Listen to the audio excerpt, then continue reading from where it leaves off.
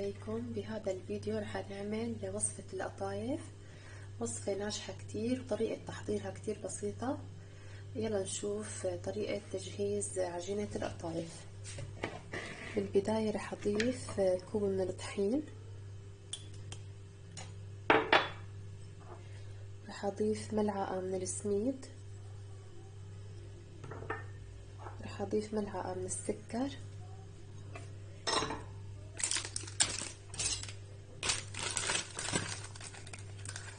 رح أضيف ملعقة من الحليب البودرة. هلا رح نضيف كوب من المي الدافية، رح نحرك هاي المكونات مع بعض، ورح أضيف ملعقة من البيكنج باودر. هلا رح نترك عجينة القطايف لحتى ترتاح، رح نتركها لمدة 10 دقايق.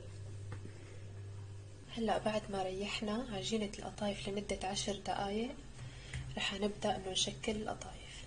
رح ناخد شوي من العجينة ونسكبها بالمقلاية التيفال،